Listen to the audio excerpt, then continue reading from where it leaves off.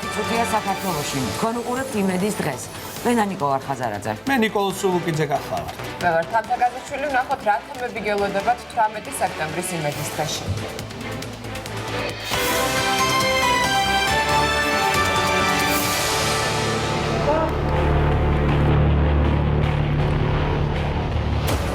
როგორ შეხვდნენ ახალ სასწავლო წელს საქართველოს სკოლებში?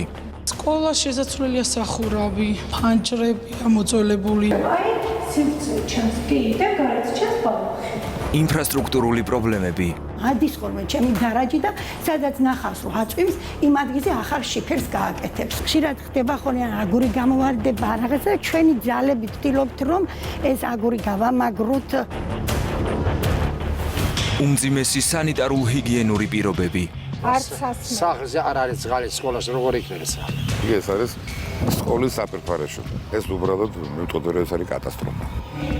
ავარიული შენობები და შეუსრულებელი დანაპირები. სახალხო დამცველი წლებია საუბრობს ამ პრობლემებზე. ჩვენ გვაქვს დანაკლისი იმის, რომ სისტემური ხედვა არ არსებობს, თუ როგორ მოგვარდება ეს პრობლემა.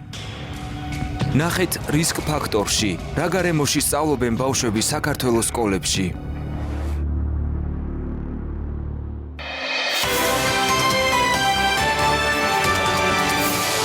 ეს იყო ჩვენი გადაცემის მთავარი თემა დღევანდელ იმედის დღეში. ასევე ნახავთ რა სიახლეებია რეკონსტრუქციულ ქირურგიაში. ძალიან საინტერესო ტრავმატოლოგიის და ორთოპედიის კონფერენცია გაიმართა.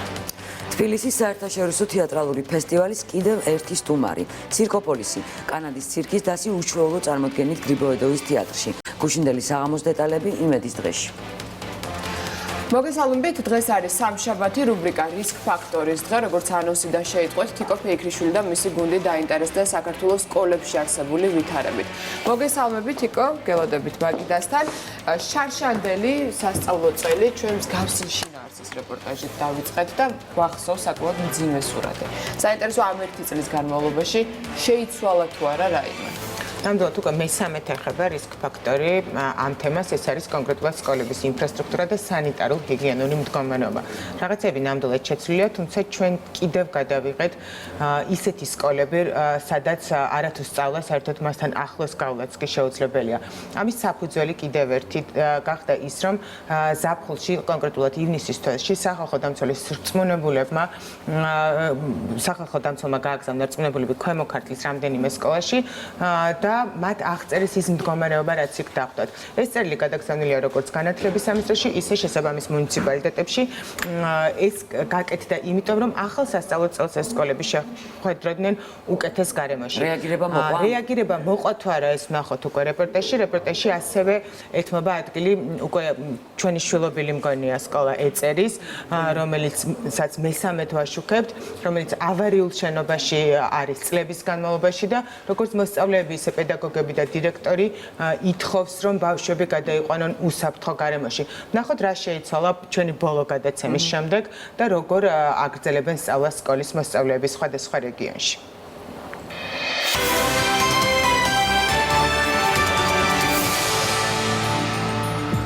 2018-2019 სასწავლო წელს მოსწავლეები და პედაგოგები 189 ავარიული და 11 ახალი სკოლით ხვდებიან. სულ საქართველოში 2087 საჯარო სკოლაა. მძიმე მდგომარეობა განსაკუთრებით მაღალ მთიან რაიონებში მდებარე საგანმანათლებლო დაწესებულებებს აქვთ. თუმცა წელს 2018 წლის 18-დან 28 ივნისის ჩათვლით საქართველოს სახალხო დამცველის რწმუნებულების მიერ ქვემო ქართლის რეგიონის 10 საჯარო სკოლაში განხორციელებული ვიზიტის შედეგად გამოიკვეთა, რომ საგანმანათლებლო დაწესებულებები განსაკუთრებით მძიმე მდგომარეობაშია და ინფრასტრუქტურის, წყალმომარაგების, სანიტარულ-ჰიგიენური პირობების მხრივ არასათანადო და რიგ შემთხვევებში უმძიმეს პირობებში ფუნქციონირებს. ერთ-ერთი ასეთი სკოლა, რაც სახალხო დამცველის რწმუნებულმა მოინახულა ზემო ყულარია, მარნეულის муниципалитетში. Ну вот вы видите же, что в каком состоянии саремонтован, да? Игос, туалеты, изошия. Წყალი თუ აქვს ამ სკოლას? Шигнит харари. На улице есть, а внутри нету воды.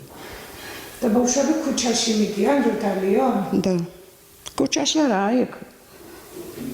Да, около школы, недалеко от школы. Дети здесь очень плохие условия учатся. Но здесь никакой условий нету. Ну, вода нету, у нас забирает вода. Туалет у нас ходит. Ну, учителей здесь нету. Ничего нету здесь. И плохой там, очень состояние плохо. სახალხო დამცველის რეკომენდაციაში, რომელიც განათლებისა და მეცნიერების მინისტრს, ასევე შესაბამის მუნიციპალიტეტებს გაეგზავნა, აღწერილია ის მდგომარეობა, რაც მაგალითად ზემო და ქვემო ყულარის სკოლებშია. სოფელ ზემო ყულარის სკოლას საკუთარი ტუალეტი არ აქვს. ამის გამო პედაგოგები და მოსწავლეები სკოლის მიმდებარე ტერიტორიაზე კერძო პირის კუთვნილ ფართში განთავსებულ ეგრეთ წოდებული თურქული ტიპის ტუალეტით სარგებლობენ. ტერიტორია არ არის შემოსაწყლი და აღნიშნულ საპირეპაროშეთი გამლელებით სარგებლობენ. ტუალეტის ნაგებობა ამორტიზირებულია, მის კონსტრუქციული მთლიანობა დარღვეულია. ერთ მხარეს ჩამონგრეულია კედელი, ჭერში დიდი ღარებია, კარები მორყეულია, ჩამოდის წყალი. ტუალეტში არის ანტისანიტარიული მდგომარეობა. შენობის გარშემო ბუჩქები და მაღალი ბალახია, რაც ქვეწარმავლების არსებობის საშიშროებასაც ქმნის. სოფელზე ვაფშე არ არის წყალი. მართლა? და სკოლასაც არ არის. არა. არც სასმელი. სახლზე არ არის წყალი, სკოლაში როგორ იქნება წყალი? უფრო მძიმე აღწერა აქვს ქვედა ყულარის სკოლას. სკოლის ტუალეტის კედლები დაბზარულია, წვიმიან ამინჩის სახურავიდან ჩამოდის წყალი. ტუალეტის იატაკზე ფიქსირდება ფეკალური მასები, არ არის ვენტილაცია. ყულარის სკოლის ტუალეტებში პრივატულობა არ არის დაცული, ისევე როგორც არ არის მოწესრიგებული ჰიგიენური პირობები. დირექტორის განცხადებით აღნიშნული სკოლის ტუალეტით უცხო პირებიც სარგებლობენ, რადგან სკოლის ეზო არ არის სათანადოდ შემოღობილი. სოფელ ყულარის სკოლის დირექტორმა და სოფელ იმედის საჯარო სკოლის მასწავლებლებმა და მოსწავლეებმა აღნიშნეს, რომ ისინი ხშირად თავს არიდებენ სკოლის ტუალეტში შესვლას. რიგ შემთხვევებში ნაგვის ურნის არარსებობის გამო ტუალეტის ჯიხურში გამოყენებულ ჰიგიენურ ნივთებს თავად ინახავენ და მოგვიანებით აგდებენ. სახალხო დამცველის რწმუნებულები იმყოფებოდნენ დმანისშიც. რთული მდგომარეობა, რაც რეკომენდაციაში აღწერეს, მინისტრისთვის გაგზავნილ წერილში დეტალურად წერია. დმანისის მუნიციპალიტეტის ნომერ 1 საჯარო სკოლა. მოუწესრიგებელია კანალიზაციის სისტემა. ფეკალური მასები ამოდის სკოლის ეზოში, რაც ქმნის ანტისანიტარიულ მდგომარეობას. სასკოლო ტერიტორიაზე დგას მძაფრი სუნი. აღსანიშნავია, რომ სკოლის ეზოს ესაზღვრება საბავშვო ბაღი, სადაც ასევე დგას ანტისანიტარიული სუნი, რაც პრობლემებს უქმნის საბავშვო ბაღის აღსაზრდელებსა და გამართულ სასწავლო პროცესს. დმანისში ჩასულ ჩვენს გადამღებ ჯგუფს კანალიზაცია გადაკეტილი დახვდა, თუმცა მდგომარეობა არ შეცვლილა. 250 მოსწავლიანი სკოლა საკანალიზაციო სისტემით ვერ ისარგებლებს. წინააღმდეგ შემთხვევაში ფეკალიები ისევ ეზოში ამოვა. აი ეს კანალიზაცია, რომელიც გადის ბაღიც იგივე სუერთდება, ბაღის კანალიზაციას გვერდით საბავშვო ბაღია და იქ გაიჭედა რაღაცა და ამიტომ რომ აქ არ მოხდეს, ამას ჩავკეტავთ ისევ რა. სწორედ ეს რეკომენდაცია იყო, რომ ეზოში კანალიზაციის მილს აქვს პრობლემა, ამოდის და ეს ფეკალური მასები ხდება ღიად ეზოში. რაც რის შედეგადაც არის ძალიან ცუდი სუნი და ბავშვებისთვის არის ძალიან ჩვენთან არ ამოდის, ამოდის ბაღის ეზოში. თქვენს ეზოშიც ამოდის, ეს კუთხეში შეიძლება კუთხეში, ახლა მე არ ვიცი იმ დროს არ ვიყავი როცა ეს ჩაისა, ხო და ამიტომ გვაქვს ჩვენ აქ ამას არ ვიხმართ. აი ამიტომ არ ვიხმართ, ხო.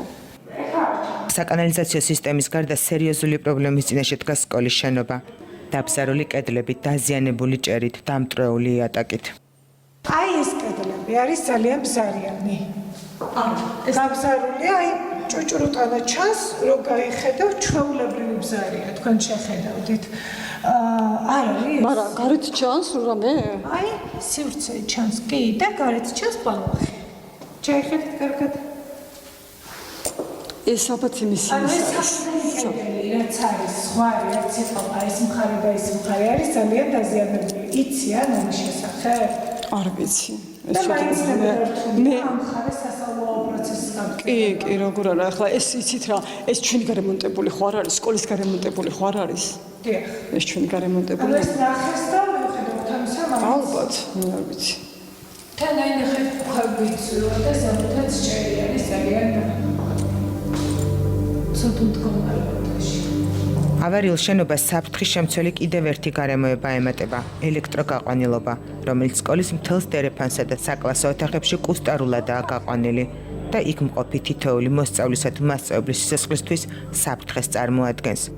ელექტროსისტემა, აი რომ მოვიწიოთ, არის ღია და არ არის ასში ბავშვებისთვის. არა, იმიტომ რომ აქ ყველგან სადენები ისეა დახურული, რომ ამ სადენებს არაფერი არ შეეხება და ისე მუშაობენ. აი იქით ამხარე რემონტდება და მე უკვე ამასაც მიყვებიან. აქ არის ძალიან პოსტარულად თვითონ განაწილებული. იზოლაცია სრულად აქვს, რამდენადაც ვიცი, იმიტომ რომ ჩვენ ყველგან აი ხელი დადებული გვაქვს ყველა იმაზე, როდესაც აქეთ ამხარე გადმოვედით, ჩვენმა მნემდა იმათმა ყველგან დაადეს ხელი, რომ სადმე ხო არ ატარებს იმასო. ეს შემოწმე კი ხელი დაადეს კი. ხელის დადებით შემოწმებული ელექტროსადენები აღარ გადამოწმებულა სწავლის დაწყებისთვის. საფრთხის შემცველ სკოლის შენობაში სწავლა 250-მა მოსწავლემ უკვე დაიწყო. ჩვენი შესწავლისას გამოჩნდა, რომ სკოლის მოსწავლეები საუბრობდნენ ამ პრობლემებზე და ამბობდნენ, რომ მხოლოდ უკიდურესი საჭიროების შემთხვევაში სარგებლობენ საპირფარეშოებით, წყალი მოაქვთ სახლიდან, ან არ მოაქვთ სახლიდან და მთელი დღის განმავლობაში ისინი განათლებას იღებენ ისე, რომ მათი მისაწვდომობა არა მხოლოდ სასმელ წყალზე, არამედ ტექნიკური მოხმარების წყალზეც შეზღუდულია. ეს, რა თქმა უნდა, აისახება როგორც განათლების ხარისხზე, ასევე ამ ბავშვების мотиваციაზე, რომ მიიღონ შესაბამისი განათლება და რა თქმა უნდა ეს ნეგატიურად აისახება ზოგადად სკოლაში არსებულ ვითარებაზე, რადგან ეს პრობლემა ეხებათ ბავშვებს და ეხებათ იქ დასაქმებულ პედაგოგებსა თუ სკოლის ადმინისტრაციასაც. 2018 წელს 528 სკოლას ჩაუტარდა სხვადასხვა სახის სარემონტო სამუშაოები. განათლებისა და მეცნიერების სამინისტროს ინფრასტრუქტურის განვითარების სააგენტოში ამბობენ, რომ ახალი სასწავლო წლიდან საფრთხის შემცველი გარემო არც ერთ სკოლაში აღარ არის. ვიცით, რომ სკოლა ანავარიულია, ან რაღაც ძალიან სერიოზული პრობლემები აქვს ისეთი, რომელიც ან ბავშვების უსაფრთხოებას უქმნის პრობლემას, ან დაუშვათ სასწავლო პირობა ისეთი, რომ ბავშვების აუტანელია იყოფნა, ასეთ რამე მე არ მახსოვს. ამას ცალსახად გეტყვით, რომ ესეთი გაყოფა არ არსებობს და მიკერძოება, რომ ვიღაცას რამდენჯერმე უკეთებთ რემონტს და საერთოდ ვიღაცა არ გვაქვს. აქ როგორ შევა და გეტყვით რა, ჩვენ ჯერ ერთი ჩვენ თვითონ გვაქვს ბაზა, რომელიც სულ განახლებადია და ჩვენი ზედამხედველები და ჩვენი სამსახურები დადიან და ნახულობენ ამას და ამას ვანახლებ და ვიცით რომელ სკოლაში რა პრობლემა გვიდგას. სახალხო დამცველის რეკომენდაციაში მითითებული სკოლების გარდა მძიმე ინფრასტრუქტურული მდგომარეობით შეხვდა ახალ სასწავლო წელს ქალაქ რუსთავში მდებარე რამდენიმე საგანმანათლებლო დაწესებულება. 475 მოსწავლიან მე-17 საჯარო სკოლაში სწავლა რთულ ინფრასტრუქტურულ გარემოში დაიწყო. დაბზარული კედლები, ჩამონგრეული კიბის უჯრედები, საფრთხის შემცველი ელექტროგაყვანილობა.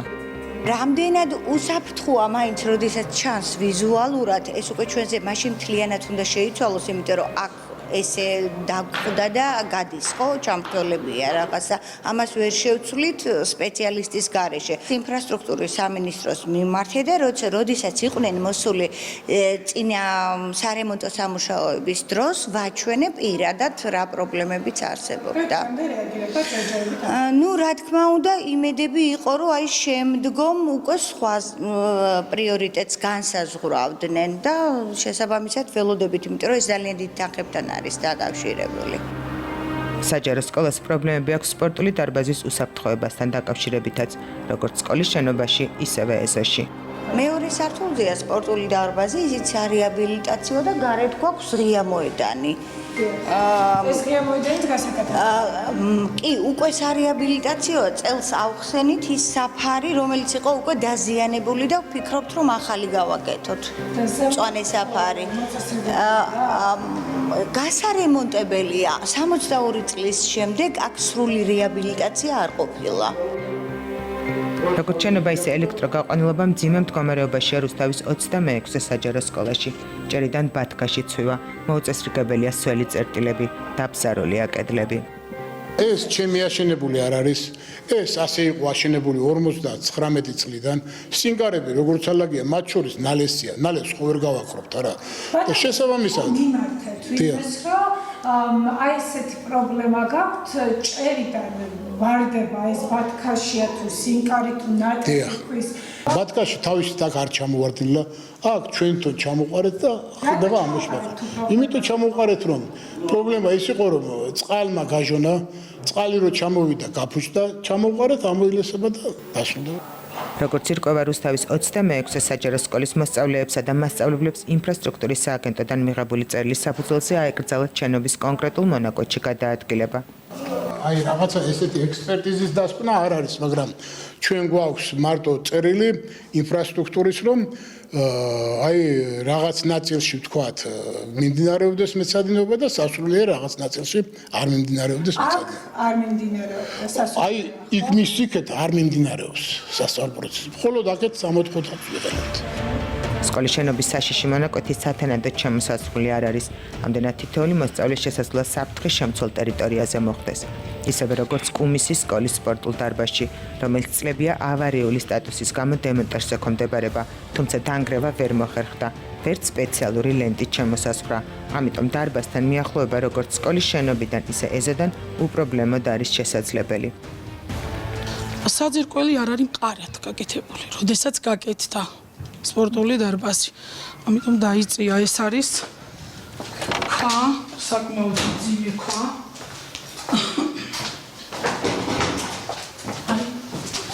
რაც არის ეს. ამ სიმძიმეს ვერ უძლებს ის საძირკველი. ეს შეიძლება ჩამოიშალოს. ის არის ბზარებია ძალიან დიდი და ეს კედელი შეიძლება საერთოდ ჩამოინგრეს. შესაძლებელი არის. და ეს როცა ბავშვები იმყოფებიან. აქ არის ბავშვები აქ არ იმყოფებიან. მინდა ვერ ტერიტორიას ხათამაშობენ და არა, აქეთ დარაჯი არის და შემოღობილი გვაქვს, იციან, რომ აქეთ არ უნდა გამოვიდნენ და თამაშობენ იქეთ მხარეს. არა. ახლა ღია, ანუ ამ წამს შემოღობილი არის. ამ წამს ღია არის სასწავლო პროცესი, რომ დავიწყებთ კი ბატონო. წლების განმავლობაში ავარიულ შენობაში უწევდა განათლების მიღება წალენჯიხის რაიონის სოფელ ეწერის ერთადერთ საჯარო სკოლის მოსწავლეებს. იმის მიუხედავად, რომ მათთვის ახალი სკოლის აშენება 10 წლის წინ იყო დაგეგმილი, ის ჯერ კიდევ არ აშენებულა. გასული წლის 50-იან წლებში აშენებული კოლმეურნეობის შენობა ბოლო 20 წელია ავარიულად ითვლება. ეწერის სკოლის 90 მოსწავლის უსაფრთხოება არაერთხელ გამხდარა რისკ ფაქტორის თემა. პროექტირება უკვე დამთავრებულია და რეალურად გადაცემულია. ახლა ტენდერი დამთავრდება ძალიან მალე და ეწერის სკოლის მოწესრიგება მთლიანად დასრულდება. ჯერ კიდევ შარშან ეწერის სკოლის მოსწავლეებმა სწავლა ნგრევის პირას მისულ შენობაში დაიწყეს. თუმცა ზეწოლის შედეგად მათი გადაყვანა სწავლის დაწყებიდან რამდენიმე დღეში მოხდა. 2016 წელს ჩამოვიდა ინფრასტრუქტურის სააგენტოს წარმომადგენლობა, რომლებმაც ვიზუალური დათვალიერების ნიადაგზე დადეს დაასკვნა, რომ სკოლა არის ავარიული. ამის შემდეგ სკოლა კიდევ ერთი წელი იყო ამ შენობაში და ამ ავარიულ შენობაში და იმედის არხით რომ გავიდა ჩემი ინტერვიუ და რეპორტაჟი ამ სკოლაზე, ამის შემდეგ საკმაოდ დიდი გამოხმაურება მიიღო სკოლამ. იმავე წლის სექტემბრისთვის იყო განკარგულება, რომ ერთ კვირაში უნდა დაგვეცალა სკოლის შენობა და აღმოჩნდით ჩვენი სოფლის ორ შენობაში განთავსებული. მართალია იქ სივიწროვეს განვიცდით, მაგრამ ხიფაც ისევ სივიწროვე ჯობია. ახალი სკოლა ჯერ არ აშენებულა, ამიტომ სკოლის მოსწავლეები დროებით სოფლის გამგეობასა და ძველ ამბულატორიის შენობაში გადაანაწილეს. სწავლისთვის შეუსაბამო პირობების მიუხედავად სკოლამ რამდენიმე საკლასო ოთახის მოწყობა, ელექტროენერგიის გაყვანა, სველი წერტილების მოწყობა საკუთარი ხარჯებით შეძლო. შენობა სკოლის მოსწავლეებისთვის განკუთვნილ არანაირ სტანდარტს არ აკმაყოფილებს, თუმცა სწავლის დაწყება მათ წელსაც ამ გარემოში მოუწევთ. ისევე როგორც ბოლო 11 წლის მანძილზე, წელსაც ელოდებიან, რომ სოფელს ახალი სკოლა ექნება. ახალ თანამედროვე შენობას განათლებისა და მეცნიერების სამინისტროს წარმომადგენლები წელსაც შეპირდნენ, ისევე როგორც შარშან და იმის წინა წლებში. ეწერის სკოლაში ჩვენ აღარ გავაკეთებთ რეაბილიტაციას და ავაშენებთ ახალ სკოლას.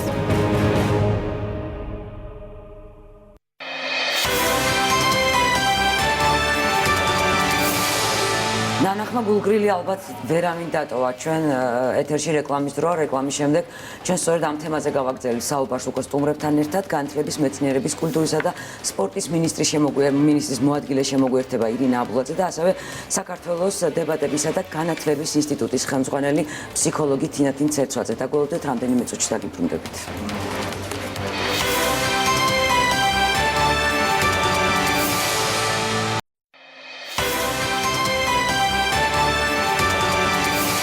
იმედის და დაბრუნდა პირდაპირ ეთერში ჩვენ შემოგვიერთდა განათლების, სპორტის, მეცნიერების, კულტურის მინისტრის მოადგილე ირინა აბულაძე. მოგესალმებით, კაპიტანი ირინა. ჩვენ საუბრობთ დღეს იმ ძიმე ინფრასტრუქტურულ მდგომარეობაზე, რითიც გუშინ სასწავლო წელი დაიწყეს ბავშვებმა.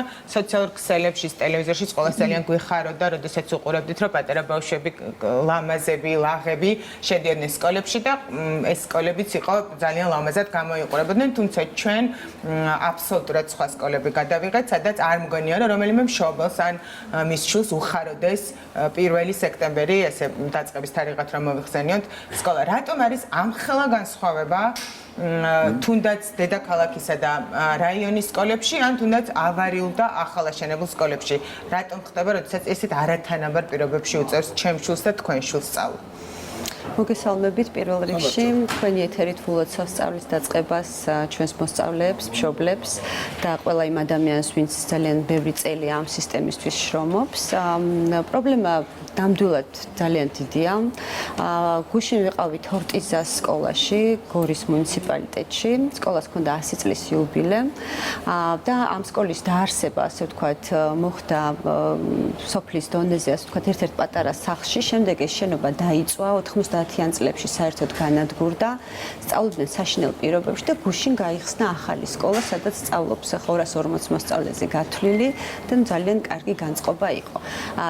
ბოდიში შეგაწყვეტინებთ, ეს ძალიან კარგი ისტორია გვიამბეთ. თქვენ ახლა მეც აგიკითხავთ ეწერის მოსწავლის წელს, რომელიც პერმანენტულად უკვე მესამე სასწავლო წელი იწყება, გვწერს და გვწერს. პირველი წერილი 2017 წლის დაიწყებ, ნენიკო, ვიტყვი რომ ეწერის სკოლა რომ ესეთ მდგომარეობაში იყო, მოსწავლე მოგწერა, რომ გეხვეწებითო, მიშველითო, აღარ შემიძლია, მეშინია სკოლაში შესვლა. მერვე კლასელმა ბავშვმა მოგწერა და მადიტომ ჩავედით პირველად გადასაღებად. შემდეგ მეორე და ეხლა კიდევ გწერს ოღონდ სხვა მოსწავლე. შემდეგ, ნუ მოკლედ ჩვენ ეთერში რაც გავიდა ეს რეპორტაჟი, ცხადია მყისიერი რეაქცია მოყვა, სკოლა დაწერეს და ამბულატორიაში გადაიყვანეს. გადის პერიოდი 2017 წელს კვლავ წერს ეს ბავშვი, რომ გაუსაძლის პირობებში ვართ და ახლა უკვე წელს 2018 წელს კიდევ ერთხელ წერს ეს მოსწავლე, რომ ცხადია, კარგია რომ ამბულატორიაში ვარ და ბათქაში არ მეცემა და საფირფაროშთან კანალიზაციის სუნი არ ამოდის, მაგრამ ვიცით რომ გადარიცხულია ფული, ბიუჯეტიდან გადარიცხულია უკვე ფული. 2018 წელს სკოლა უკვე უნდა გაიხსნას. არც არემონტო სამუშაოა დაწყებული და არც პატრონი ყავს, არც ერთ მოსწავლეს ამაზე რა პასუხს გასცემთ? ეწერის სკოლისთვის ახლა მე გამიჭირდება სიუჟეტში ნახსენებ ყველა სკოლაზე, ასე ვთქვათ, პასუხის გაცემა, იმიტომ რომ მოგეხსენებათ ჩვენ, ასე ვთქვათ, ახალმა მენეჯმენტმა ახლა დავიწყეთ ამ პრობლემების შესწავლა, მაგრამ წლის ბოლოსთვის გვექნება პასუხი. მზად უნდა იყოს, აშენებული უნდა იყოს და სწავლის პროცესი უნდა იყოს. პრობლემა, ნანიკო, იმიტომ რომ განათლების სამინისტროს მხრიდან სატენდეროდ თანხა გადაცემულია სკოლაზე, სკოლამ უკვე გამოაცხადა ტენდერი. ჩემი ინფორმაციით დღეს თუ ხვალ სრულდება ტენდერი უკვე სკოლის რეაბილიტაციაზე.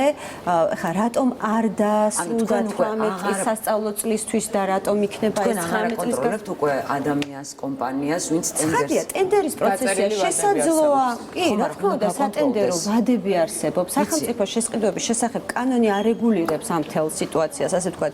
გინდაც ის კომპანიები რომ რამდენ ფასზე მოიგებენ, ან ასე ვთქვათ, იქ გაწერილია ხელშეკრულებაში არც ფასი და არც კომპანია ალბათ მნიშვნელოვანი არ არის, როდესაც ამდენი წელია ბავშვები ელემენტარულ უსაფრთხო გარემოს ითხოვენ.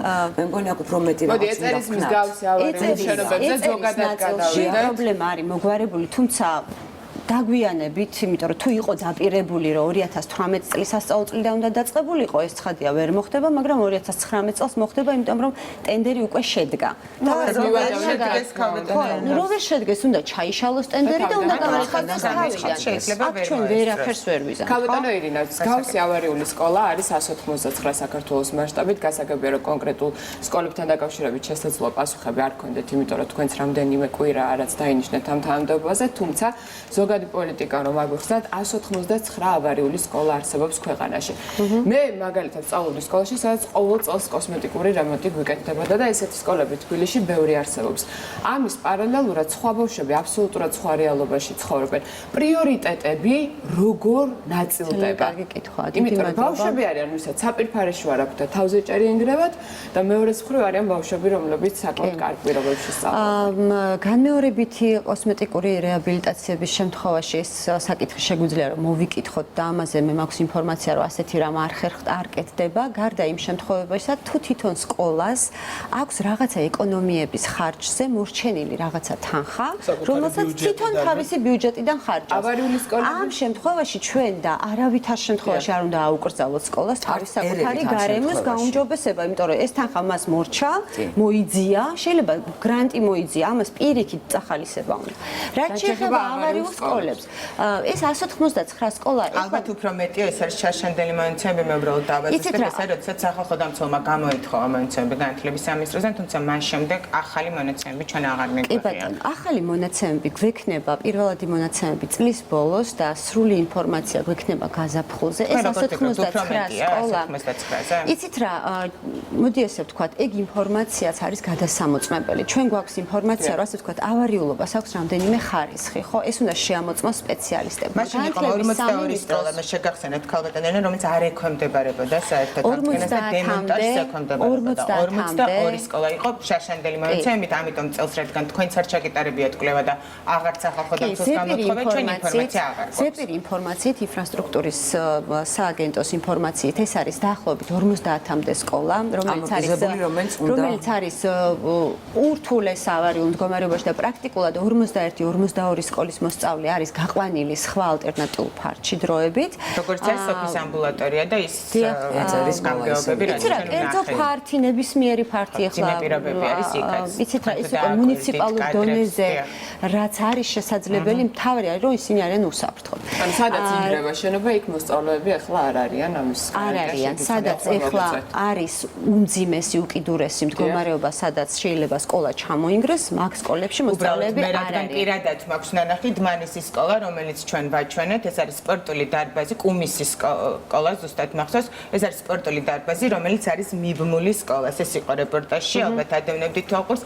არანაირი შემოფარგლული ადმინისტრაცია არ არსებობს, რომ ბავშვები არ შევიდნენ და თვითონ დირექტორი ამბობს, რომ სინკარი რომ არ შეიძლება ჩამოვარდეს და ამიტომ არ ვუშვებთ, იმიტომ რომ ამაზე დასკვნა არის, რომ ეს არის ავარიული. როდესაც წლებია გადაიკეტოს აუცილებლად თუ არის ესეთი ისიც ამბობს, რომ უნდა გადაიკეტოს, თქვენც ამბობთ, რომ უნდა გადაიკეტოს, მაგრამ გადაკეტილი არ არის, მაგ სკოლასაც სამჯერ ვიღებთ და ბავშვები საფრთხეს შემცველ გარემოში იწყებენ სწავლას. აი ამაზე პასუხისმგებელი ვინმე არსებობს და პასუხისმგებელი ამ შემთხვევაში აუცილებლად არის განაწილებულია პასუხისმგებლობა წყალმომარაგების და სანიტარიის მიმართულებით. ეს არის სკოლის ადმინისტრაციის და მუნიციპალიტეტების თემა, იმიტომ რომ განათლებისა და მეცნიერების სამინისტრო ამას ვერ აგვარებს.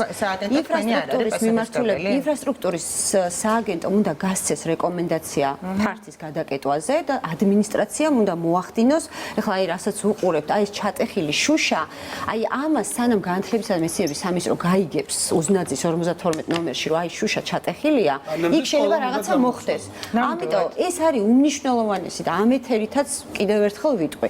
ახალი რეფორმების და მიდგომების ფარგლებში სკოლის დირექტორზე გაკეთდება ძალიან დიდი აქცენტი გაძლიერების და ასევე პასუხისმგებლობების ნაწილში.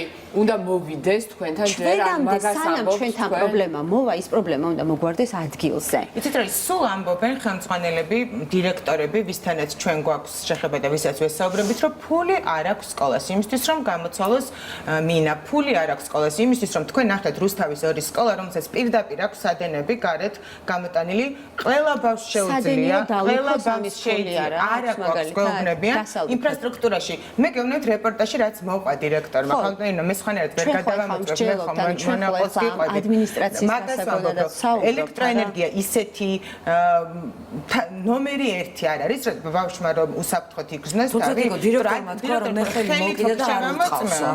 თითი დავადეო და არ ურტყავს და ამიტომ შეიძლება რომ ბავშვი შემოდესო. აი ესეთი დამოკიდებულება უბრალოდ რაც არის ახლა ამ კონკრეტულ შემთხვევაში რა რას დაადო თითი, მაგრამ შეიძლება არის კაბელი, რომელიც უბრალოდ რეპორტაჟში რას კაბელი, რომელიც იყო კარგად შეფუთული, უბრალოდ მე არ ვიცი, შეიძლება იმ დღეს არ დაარტყა დირექტორს დენმა, მაგრამ მეორე დღეს მოსწავლე შეიძლება უბრალოდ გადაჭნენ ფიზიკურად ესეთ გარემოში, უბრალოდ ჩვენ გავაგრძელოთ საუბარი იმაზე, რამდენად აისახება ეს მათ მომავალზე, როდესაც ადამიანს არ აქვს ტუალეტი, არ აქვს ხელისდაბანის საშუალება და უბრალოდ მთელი დღის განმავლობაში არ სარგებლობენ ტუალეტით, იმიტომ რომ გაუსაძლისი შეცდომა და მეზობლების სახლებში დადიან. ესენი საერთოდ რა საზოგადოებას მივიღებთ ჩვენ მათგან. ამაზე საუბარი გავაგრძელოთ საქართველოს დებატებისა და განათლების ინსტიტუტის ხელმძღვანელ ფსიქოლოგ თინათინ ცერცოძესთან ერთად მობრძანდით ქალბატონ თინათინ საინტერესო არის თვითონ იმ ბავშვების დამოკიდებულება და იმ ბავშვების განწყობა, რომელსაც ყოველდღე მართლაც და საშინელ გარემოში უწევთ ბრძოლა გადარჩენისთვის. მოდი ასე დავახოთ მათ ყოფას. მოგესალმებით. მოგესალმებით მეც კიდევ ერთხელ. ეხლა კიდევ ორი სკოლის ვიდეო მინდა განახოთ თუ რამე გამოგრჩა რეპორტაჟიდან შეგვიძლია კარგად დავკვირდეთ. ეს არის სამეგრელოს რეგიონის სკოლები, ოქტომბერი ქვია ეს რატომღაც ჯერ კიდევ. და მეორე სკოლა არის იმავე რეგიონის იქნება აქ სახლი. ნახოთ მათი კადრები და შემდეგ განვაგრძელოთ საუბარი. ოქტომბრის საჯარო სკოლა. როგორც ხედავთ, ეს არის ძალიან სავალალო მდგომარეობაში. აქ მე თავს ვიკავებ, რომ ესე იგი ბავშვები შემოვიყვანო და გაგვიჩილი რო ჩაატაროთ.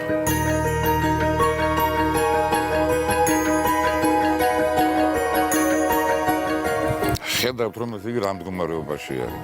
ეს უბრალოდ მივტყოდე, რომ ეს არის კატასტროფა.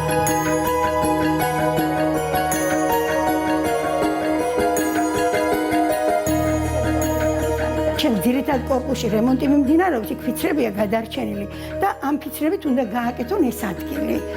და ხო, ჭერიდან იქ ადის ხოლმე ჩემი დარაჯი და სადაც ნახავს აწვიმს, იმ ადგილზე ახალ შიფერს გააკეთებს ხო. აქ იცის ძალიან ისეთი ქარი და წვიმები და სკოლის მოაჯირები ხშირად ლპება ხოლმე და ახლა ხედავთ რომ ეს კი მაგარია, მაგრამ ქვემოთ ფიცრები კიდევ საჭირო არის. შემდეგ აი აქ ბიჯი რომელზედაც დგას სკოლის შენობა ხშირად ხდება ხოლმე აგური გამოვარდება რაღაცა ჩვენი ძალებით ვცდილობთ რომ ეს აგური გავამაგროთ ცემენტით და იმის საშუალებებით რომ საშიშროება არ შეიქმნას ბავშვებისთვის.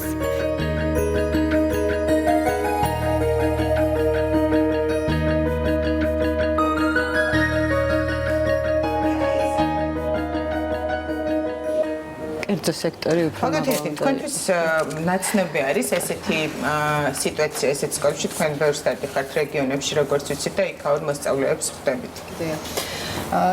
ძალიან მძიმე კადრები ვნახეთ, აი მთელი სიუჟეტი ისეთი იყო, რომ რთულია დავინახოთ მეორე მხარე ამ ყველაფრის და რაღაც პოზიტიური ვიპოვოთ, ხო? თუმცა მე ვფიქრობ, რომ აქ ჩემი ხედვა ცოტა სხვაგვარია, ხა ინფრასტრუქტურულ საკითხებს ხადია. არა, თქვენ ადამიანების მოსწავლეებს ეთყობათ თუ არა მათ განათლებას, განვითარებას ის რა გარემოშიც მათ უწევთ სწავლა. წმინდად ფსიქოლოგიური თვალსაზრისით ამ შემთხვევაში როგორც საგანმანათლებლო მიმართულებით ვატყობთ ჩვენ და მუშაობთ მოსწავლეებთან, ცხადია ეს ბევრ ფაქტორის და ბევრ ფაქტორში ვხედავს და აისახება ხოლმე თუნდაც ის ინტერიერი, აი ახლა ვივარეს ეს კადრები მიდის, ხო, როგორი არის ინტერიერი, როგორ ახერხებენ ბავშვები იქ სწავლას და როგორ ეუფლებიან იმ თანამედროვე ტექნიკებს, თუმცა ქალბატონთიანთი რიგი სკოლის მოსწავლეები უკვე თვლიან, რომ ეს არის ნორმა, ეს არის ყველაზე ცუდი ალბათ. ეს გარემო მათთვის არის უკვე ჩვეული. დიახ, აი რამდენიმე საკითხი შეგვეუბნები არიან და კანალიზაციის ეს არის ნორმა. პრობლემა ეს არის 3 წლის.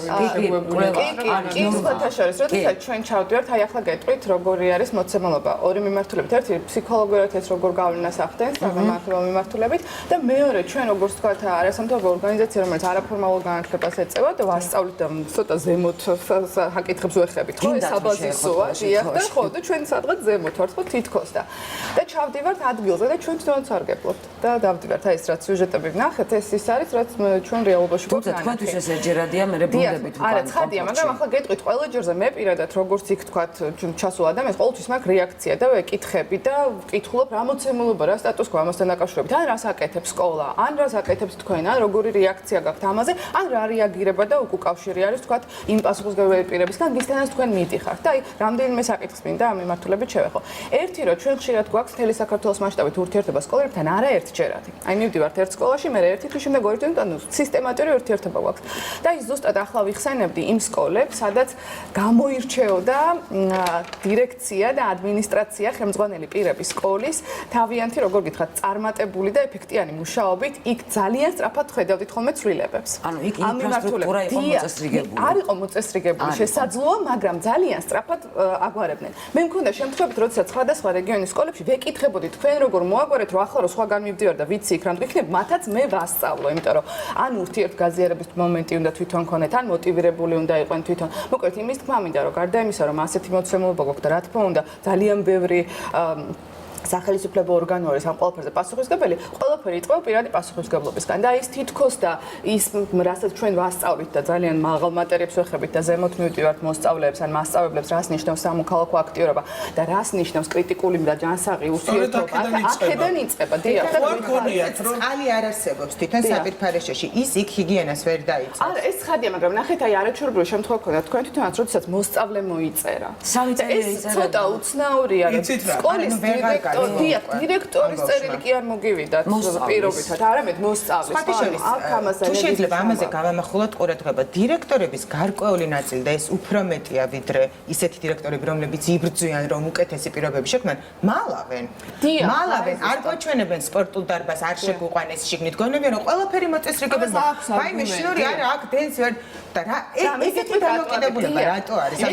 თვითონ რატო ვინმე ამაზე, იმიტომ რომ მე მქონდა ზუსტად იგივე შემთხვევები, მართლაც აღშფოთებული ვიყავი ზოგან სანიტარული ჰიგიენური ზომებით და მე ჩავდივარ იქ იმისათვის, რომ ბავშვებს რაღაც განათლება მივცეთ არაფორმალური მიმართულებით და დავხვეწოთ და თანამედროვე ტექნოლოგიებს ვაზიაროთ და ხელს ვერ იბანს ბავშვი, ან ვერ მიდის თქვა სხვა საჭიროებისათვის. შიშის და მეცაც გეტყვი.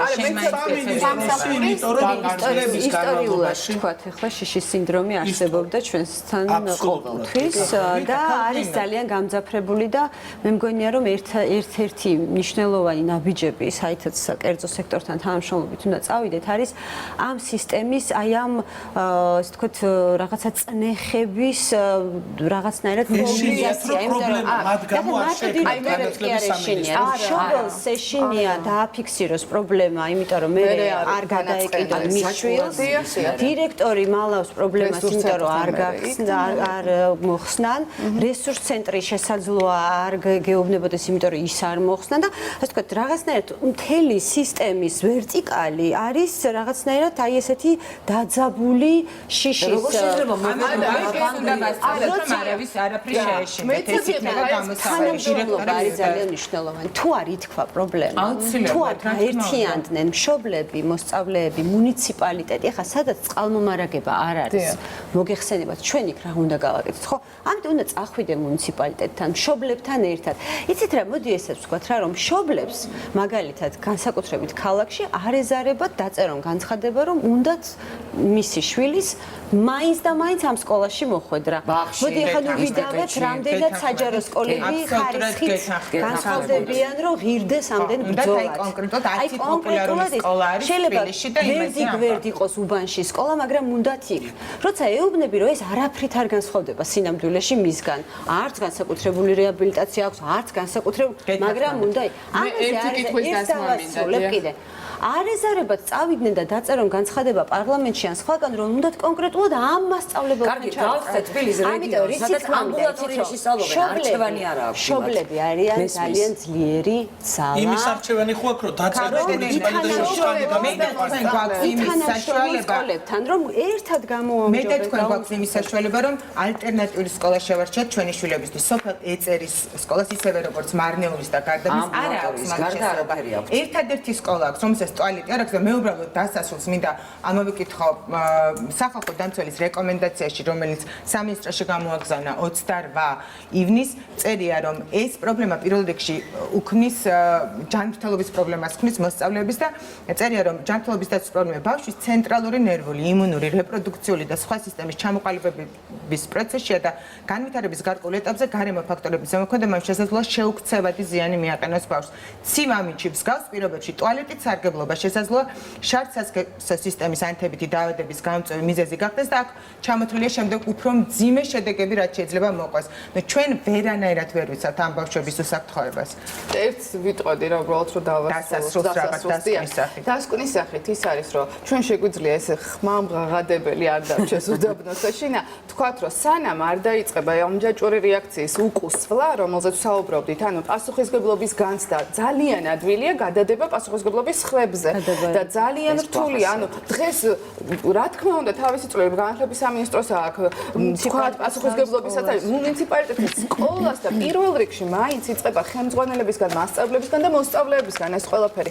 ისინი როგორ დააყენებენ ამ საკითხს და მართლაც რისთვის დავდივართ ჩვენ და რას ვასწავლეთ, ხო აი ამ მიმართულებით ეს არის ძალიან მნიშვნელოვანი, როგორ წარმოაჩენენ, როგორ დაასაბუთებენ ამ ყველაფერს ისინი. ამ თემაზე საუბარი უსასრულოდ შეგვიძლია, იმიტომ რომ პრობლემა არის ნამდვილად მწვავედ გასამწუხაროდ საქართველოში. იმედია მოგეცემა ამის შესაძლებლობა მომავალში. ახლა რეკლამის დროა, რეკლამის შემდეგ ვისაუბრებთ საერთაშორისო კონფერენციაზე, რომელსაც თბილისი უმასპინძლებს. დაგველოდეთ სტუმართა ერთად შემოგიერთდებით. ნახვამდის.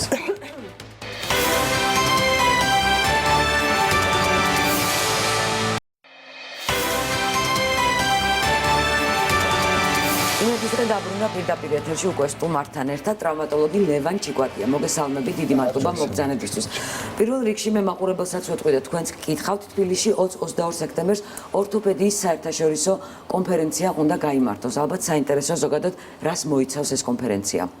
დიდი მადლობა მოწვევისთვის. მივესალმები მაყურებელს. დიახ, 20-22 სექტემბერში საქართველოში, კერძოდ თბილისში იმართება საერთაშორისო კონფერენცია ტრავმატოლოგია ორთოპედიაში, რომლის მსგავსი მასშტაბურად გულისხმობ და ისეთი სტუმრები არიან მოწვეულები და ჩამოდიან. ჯერჯერობით ამიერკავკასიაში არსად არ ჩატარებულა. ანუ ვინიქნებიან მოხსენებლები თქვენ სტუმრები ახსენეთ? ჩვენი სტუმრები არიან დასავლეთ ევროპის ქვეყნებიდან, საუნივერსიტეტო კლინიკების წამყვანი სპეციალისტები, განყოფილების გამგეები, ასევე ამერიკის შეერთებული შტატებიდან. ორი ემერიტუსი პროფესორი ჩამოდის. ეს ყველაფერი ტარდება ტრავმატოლოგია ორთოპედიის ასოციაციის ეგიდით და ძალიან მისასალმებელია ჩვენი დარგისთვის ერთ-ერთი ეს ვფიქრობ რომ ძალიან დიდი ზეიმი იქნება. კი ბატონო, თემატიკაზეც რო გითხრათ, რის მიხედვით შეირჩა და რა აქცენტები იქნება გაკეთებული? თვითონ ზოგადად ეს იდეა იქიდან წამოვიდა რომ დღესდღეობით ჩვენს ქვეყანაში ტრავმატოლოგია ორთოპედია საკმაოდ არის მომწიფებული ისეთ დონეზე, ასე ვთქვათ, თუ შეიძლება ითქვას, რომ ეს ჩვენი კოლეგები და სტუმრები, ისინი ნაწილი მათი ჩვენი მასწავლებლები არიან, ნაწილი და ასე ვთქვათ, მეგობრებიც. ისინი აბსოლუტურად უანგაროდ ჩამოდიან და ჩვენ ვცდილობთ, რომ ეს დღევანდელი ტექნოლოგიები, კი, ნელ-ნელა ვართ, რა თქმა უნდა და რომ გავუზიაროთ ჩვენს კოლეგებს, იმიტომ რომ ყველავე რა ხერხებს დღეს გარკვეულ ფინანსებთან არის დაკავშირებული გასვლას ქვეყნიდან, ასე შემდეგ, ხშირად ყოველ შემთხვევაში.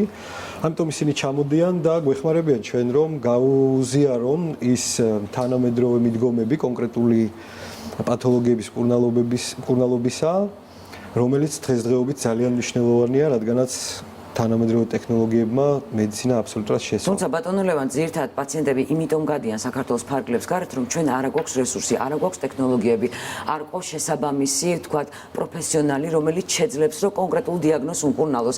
ამ ხრივ თუ წავიწიეთ წინ, ვართ უკვე იმ ეტაპზე, როდესაც ქალაქიდან, ქვეყნიდან გაუსვლელად ჩვენ შეგვიძლია ზუსტად ერთ-ერთი მიზეზი ამ კონფერენციის გახლავთ ამ დარგის, ასე ვთქვათ, არაკლია მას პოპულარიზაცია, ასე ვთქვათ, მაგრამ მაინც გვინდა ამითი ჩვენ აღვნიშნოთ, რომ აბსოლუტურად არც ერთი ფაქტობრივად დიაგნოზი ტრავმულს გულისხმობ და პრინციპში ორთოპედიულსაც, ონკოლოგია მეტნაკლებად არ არსებობს და პაციენტი არ არის იძულებული, ასე ვთქვათ, რომ ქვეყნიდან გავიდეს. უბრალოდ თუ ის ირჩევს და ეს მისი არჩევანი იყოს. რა თქმა უნდა, ასეთ შემთხვევაში კი, მაგრამ ისე რომ საქართველოში რაღაცა არ კეთდება ორთოპედიულ ქირურგიაში, ну, რაღაც 0.01% ალბათ რაღაც შეიძლება არ მინდა რომ ვთქვათ ისე გამომივიდეს, რომ კონფერენციის თემებს რო დაუბრუნდეთ, განხილვის ერთ-ერთი თემა იქნება პედიატრიული ორთოპედია და მე ვიცი რომ ამ მიმართულებით არის გარკვეული მიღწევები, ამაზეც რომ გითხრათ რამდენიმე სიტყვა. აუცილებლად ეს ერთი დღე გვაქვს დათმობილი სპეციალურად ამისთვის, იმიტომ რომ ჩვენ როდესაც ასოციაციის წევრები შევიკრიბეთ და დავაანონსეთ, რომ გვინდოდა ამის გაკეთება, ქირურგმა ორთოპედებმა საქართველოში ესე ვთქვათ იურიდიულად არ არის გაყოფილი დიდების ტრავმატოლოგი, ბავშვის ტრავმატოლოგი. რა თქმა უნდა, დიახ, თუ ხართ ორთოპედ ტრავმატოლოგი, ბავშვის ხართ დიდიც და ასე შემდეგ. და წარმოიშვა ეს იდეაც და ჩვენ ჩამოყავს ძალიან საინტერესო სტუმარი, რომელიც დღევანდელ თელ სოფლიოში, ასე ვთქვათ, ბავშვთა ქირურგიულ ორთოპედიაში ერთ-ერთი წამყვანი სპეციალისტია, რომელიც რამოდენიმე ჯარეს არის საქართველოში ნამყოფი, ჩამოიტანა ახალი მეთოდოლოგია და ბოლო 10-15 წლის განმავლობაში განსაკუთრებით ბავშვთა ტრავმა ორთოპედიაში ძალიან ბევრი რამე შეიცვალა. ყველაზე ხშირად რა ოპერაცია გიწევთ და უწევთ პაციენტებს ბავშვთა ორთოპედიაში? ბავშვთა ორთოპედიაში კონკრეტულად ეს გახლავთ თანდაყოლილი დაავადებები, ეს მენჯვარდაკის სახის პრობლემა და შემდგომ რა თქმა უნდა ტერფები. დიახ. ეს გახლავთ ძირითადად ყველაზე ხშირი ოპერაციები. უბრალოდ სირთულიდან გამომდინარე ყველა ზუსტად ეს არის საინტერესო ტრავმატოლოგია ორთოპედიაში, რომ შესაძლებელია ერთ და იგივე ნაირ მოტეხილობაზე შედიოდეს საოპერაციოში, მაგრამ დამერწმუნეთ, რომ ერთი და იგივე პაციენტი ტრავმა ორთოპედიაში არ არსებობს. ეგეთი რამე გამორიცხულია. ამით არის ზუსტად ეს საინტერესო. ეს რა თქმა უნდა ართულებს ცოტათი სიტუაციას. თქვენ გირთულებთ საქმეს, თორე პაციენტისთვის ალბათ არა. პირიქით, ჩვენში რაღაც საინტერესოს ისეთი ადრენალინი და ემოცია მოდის, რომ გამოწვევასავით ასე. გამოწვევა არის. ახლა მე ავიღეს მუხლი არის თუ არ ვწდები, ხო? მივადექი ალბათ ყველაზე მოწყვლად ჯგუფს ეს არის სპორტსმენები, ვისაც ყველაზე ხშირად უზიანდებათ მუხლი. იქ არის მენისკი ჯვარდინა იოგა, რომელიც როგორც ვიცი, ძალიან დიდ რეაბილიტაციას მოითხოვს თვეებს. ამ ხრივ რამე გაუმჯობეს და მიდგომები თუ ისევ თუ რაიმეს ვითქენ, დაახლოებით 3-6 თვე მე აუცილებლად უნდა ვიმკურნალო. გაუმჯობეს და გავაფუჭე მუხლი. არა, გაგიჭირდება. გაგიჭირდებოდა. არა, ეს ორთოპედი ყავს თომა ტრავმატოლოგი და აუცილებლად შეაკეთებს. გაუმჯობესით, ნამდვილად გაუმჯობეს და კონკრეტულად მუხლის სახსრის და ზუსტად რომ სპორტსმენები ის კატეგორია გახლავთ პაციენტებისა, რომლებიც სამწუხაროდ დროში არიან შეზღუდულები. დანარჩენი აბსოლუტურად ერთ პაციენტი ერთნაირია. დიახ. უბრალოდ მათ დროის პრობლემა აქვთ. ძირითადად როგორც წესი, მუხლის სახსრის ტრავმები წინა რაიმე შეჯიბრების წინ ხდება ხოლმე მოსამზადებელ პერიოდში, რა თქმა უნდა, რომ იმატებს ინტენსივობა ვარჯიშების, დატვირთვები და ამ შემდეგ და ამიტომ დროში ვართ ხოლმე შეზღუდული. შესაბამისად, მთელი ქირურგიული ორთოპედია, მთელი მსოფლიოსი დღევანდელ დღეს და ეს ტექნოლოგიები მიმართულია იქითკენ, რომ რაც შეიძლება ადრე მოხდეს პაციენტის დაბრუნება, სპორტში იქნება ეს თუ არის შესაძლებელი უკვე თუ ჯერ მუშაობის პროცესში. რა თქმა უნდა, ეს უმჯობესდება ყველაფერი, თუმცა ქირურგიული ჩარევები იმდენად ნაკლებად აგრესიული გახდა, რომ ზუსტად ეს გახლავთ, ზუსტად თავი და თავი იმისა, რომ რეაბილიტაცია მოხდეს რაც შეიძლება მოკლე ხანში. თუმცა სირთულიდან გამომდინარე განისაზღვრება რეაბილიტაცია, რა თქმა უნდა, იქიდან გამომდინარე. ყველაზე რთულად სამართავი რომელი ტრავმაა მაინც? ზოგადად ყველაზე რთულად სამართავი, რა თქმა უნდა, პოლიტრავმაა, როდესაც დაინტერესებულია რამოდენიმე სეგმენტი, სასიცოცხლოდ მნიშვნელოვანი ორგანოები, ასევე თავის ტვინი და ამ შემდეგ. ყველაზე რთული სამართავი, რა თქმა უნდა, პოლიტრავმა არის, მაგალითად, ავტომოტო ტრავმები, კატა ტრავმები, სიმაღლიდან ვარდა და ასე შემდეგ. მე მქონდა ესე პოლიტრავმები, მაგრამ გამოვწერი და კივზივარ აკაზე მოხდენილად. ანუ მე მიყვარს ჩემი ექიმები, რომლებიც მუდმივად ზად არიან დაეხმარონ პაციენტს, გააგრძელენ. მუხლის სამართავად რა მიდგომაა ახალი როგორ თქვა? მუხლის სამართავად ფაქტობრივად ყოველ 2 წელიწადში ერთხელ ან წელიწადში ერთხელ იცვლება საერთაშორისო გაიდები და რა თქმა უნდა ეს ახალი ტექნოლოგიების დანერგვასთან ერთად გაიდი იცვლება. ანუ იგულისხმება პროტოკოლი და მართვა მუხლის ნებისმიერი ტრავმის. ეს გაწერილია ამას აკონტროლებს ძალიან სერიოზული საერთაშორისო ორთოპედიული ორგანიზაციები, ამას წერენ ცნობილი სპეციალისტები, ვისაც დიდი გამოცდილება აქვს თამაში, ჩვენ ამას რა თქმა უნდა ვიზიარებთ და ვცდილობთ ყოველ შემთხვევაში ამ ჩარჩოებში ჩავეტიოთ, როგორც კარნახობს თავშოთ მოწინავე ორგანიზაციები, ორთოპედიული ქირურგები და შესაბამისად ძალიან დიდი მადლობა, გაწყვეტილი ვარ. ძალიან ბევრს მისცემს კიდე ჩვენ ამ მიმართულებას ასოთი ეს კონფერენცია და ტრავმატოლოგია უცხო არ არის ცირკის მსახიობებისთვისაც, რომელსაც ხშირად უწევთ ისეთი ნომრების შესრულება, რომელიც სხვადასხვა დაზიანებებს იწვევს და გუშინ გრიბოედოვის თეატრში მისული მაყურებელი გასაოცარი მოვლენის მომსწრე აღმოჩნდა, იმიტომ რომ თეატრალური ელემენტები და საცირკო ელემენტები იყო გაერთიანებული და მოდით ახლა ყურადღებით უყუროთ მარიკა ბაკურაძის სიუჟეტს და ერთად გადავწყვიტოთ დღეს წავიდეთ თუ არა გრიბოედოვის თეატრში იგივე წარმოდგენის ცირკოპოლისის სანახავად.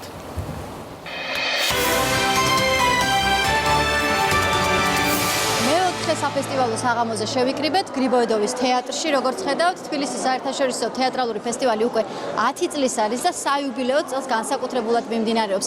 ეს ფესტივალი არის, რა თქმა უნდა, დაგეგმილი სხვადასხვა წარმოდგენა და რა თქმა უნდა, წელსაც თბილისის სტუმარია უამრავი საერთაშორისო დასი მსოფლიოს სხვადასხვა ქვეყნებიდან. როგორც ხედავთ, დარბაზში უკვე შედის ხალხი და ჩვენც ახლა დრო არის, რომ შევყვეთ. მოდით შევიდეთ გრიბოედოვის თეატრის დარბაზში და მოგიყვებით თუ რა წარმოდგენას ველოდებით დღეს.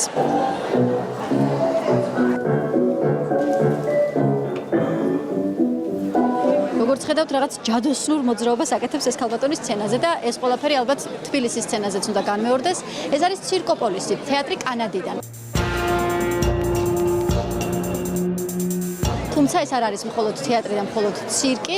სოფლიო პრესა წერს, რომ ასეთი შთამბეჭდავი, ასეთი დრამატული და ასეთი ჯადოსნური სანახაობები იშვიათად თუ შეიძლება რომ ვნახოთ. Por favor, observe la señal de no fumar. ცირკოპოლისი არის აკრობატების გაერთიანება, ძირითადად რომლებიც თეატრისა და ცირკის ნაზავს ერთდროულად წარმოგვიდგენენ სცენაზე. ამბობენ საერთოდ რომ ცირკოპოლისის სპექტაკლებს მსოფლიო ჯერ არ არის მიჩვეული, იმდენად შთამბეჭდავი სანახაობაა. მე არ ვიცი ქართული საზოგადოება რამდენად არის მიჩვეული, მაგრამ მოლოდინი ნამდვილად დიდია. ახლა სუნთლად შეივსება გრიბოედოვის თეატრის დარბაზი, მეც აქ დავჯდები და დაველოდები 12 აკრობატს, რომლებიც რაღაც სასწაულს გვთავაზობენ და გვპირდებიან ქართულ სცენაზე. მართალია თავისთავად კანადიდან არის ეს თეატრი ჩამოსული, მაგრამ ეს 12 აკრობატი მსოფლიოს სხვადასხვა ქვეყნიდან არის შეკრებილი. შესაბამისად, ისინი წარმოგვიდგენენ მთელი მსოფლიოს მიქსს, ასე ვთქვათ. საათნახევარს გრძელდება სპექტაკლი, მაგრამ მე დიდი ეჭვი მაქვს, რომ ჩვენ საათნახევრის განმავლობაში ამ მოსუნთქვასაც კი ვერ მოვახერხებთ, იმიტომ რომ ამბობენ, ისეთი დაძაბული სანახაობაა და ისეთი საფრთხის შემცველი ნომრები იქნება წარმოდგენილი, რომ პირველ რიგში სასწრაფოს ექიმებიც კი დავინახეთ და აი მაყურებელმა უკვე დაუკრა ტაში, რაც იმის მანიშნებელია, რომ ველით სცენაზე ცირკოპოლისის გამოსვლას.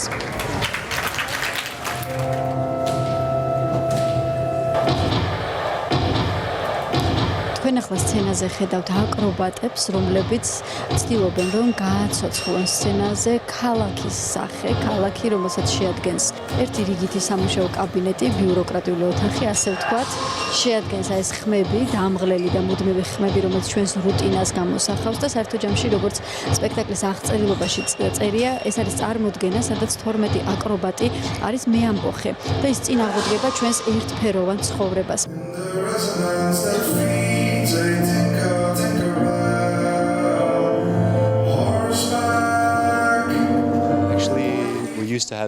ჩვენს თეატრს ერთთვიანი შესვენება ჰქონდა და ადვილი არაა დიდი პაუზის შემდეგ პირდაპირ გასტროლზე წასვლა. თუმცა თბილისში ისეთი კარგი პუბლიკა დახვდა, რომ ყველა სირთულე მოიხსნა. დღევანდელი წარმოდგენით ძალიან კმაყოფილი ვარ. ისინი ებრძვიან ქალაქს და სამყაროს, როგორც მექანიკურ ელემენტს.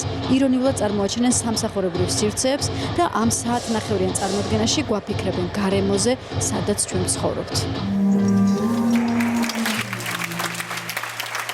როგორ დაფრინავდნენ, ძალიან მომეწონა, ბავშვობა გავიხსენე.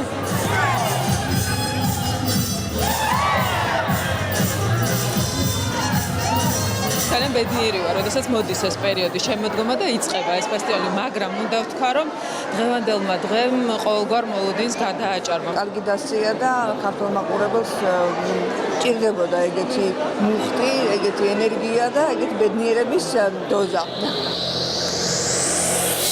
ცირკოპოლისი საქართველოში 2 სპექტაკლით არის წარმოდგენილი.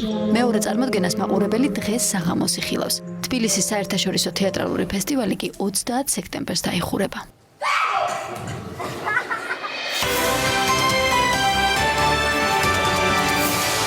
ძალიან დიდი მადლობა მარიკა ბაკურაძეს. მე მივდივარ დღეს გრიბოედოვის თეატრში და ზუსტად ვიცი, რომ რაღაც არაჩვეულებრივი მელოდება. ძალიან საინტერესოა თბილისის საერთაშორისო ფესტივალის პროგრამა. ყველა მოუთმელად ველოდებით ბრიტანელების Tiger Lily-ს წარმოდგენას, რომელიც ბრიტანეთში სოჰოს უბანში, ჩაინათაუნის გვერდზე, საროსკიბოს თავზე დაკვირვებით შეიქმნა ეს ყველაფერი.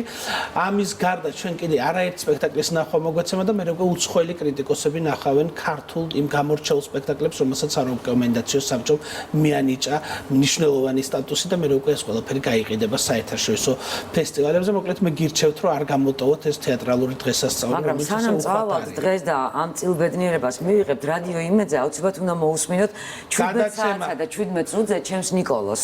გადაცემა 17 დაიწყო უკვე გუშინ ეს გადაცემა და დარწმუნებული ძალიან ბევრი საინტერესოს მოსმენის შესაძლებლობა მოგეცემათ წარმატებაში. წარმატებები შენ და გუნდს, რომელიც გუშინ ჩვენ გადაცემაში სტუმრად ვყავდა. დღევანდელი გადაცემა ჩვენ ამით უნდა დავასრულოთ, დაელოდეთ ქრონიკას 2 საათზე, თუმცა იქამდე ნახეთ რა თემები გელოდებათ ხვალინდელ იმედის დღეში. ნახვამდის, ხვალამდე. ნახვამდის.